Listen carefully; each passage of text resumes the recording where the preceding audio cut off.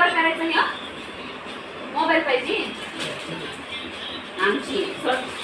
आपण कवरणार आहोत शिमला मिरची, त्यासाठीच घेतलेलं आहे मिक्सरचं भांडं. त्यामध्ये टाकलेलं आहे शेंगदाण्याचा बारीक झाक केलेला कूट. त्यासोबत आपण घालणार आहोत त्यात चटणी, आपल्या घरातील लाल तिखट, त्यासोबत मीठ आणि लसूण. हे बघा.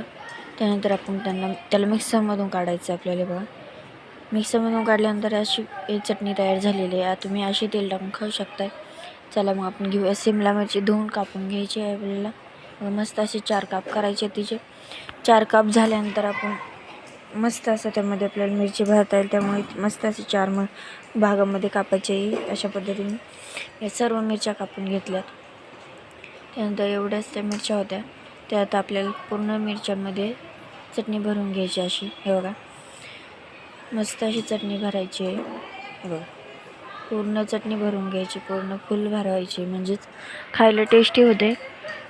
हे बघा, मिरची भरल्यानंतर आहे ना, असं मस्त थोडंसं तोंड मोठं करून त्यातमध्ये चटणी भरायची आहे. बघा, त्यानंतर आपण बघूया.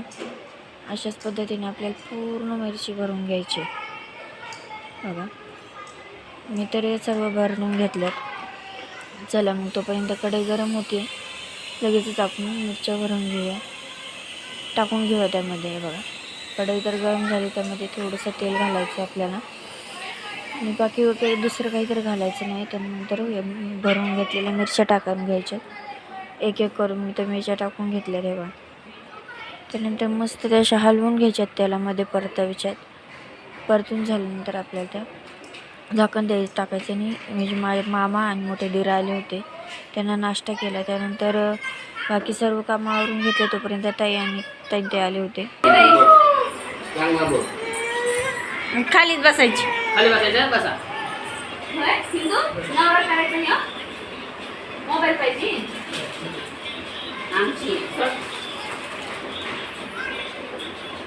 आम्हाला नाही बोलत म्हणल्यावर माझा बरं, चल उचलून नाही, चल तू. ते आले, त्यांचा चहा पाणी झाला आणि आई त्यांच्यासोबत निघाले. त्यांच्यासोबत हिंदवीला पण लावलं होतं. चला मग भेटूया नेक्स्ट व्हिडिओमध्ये.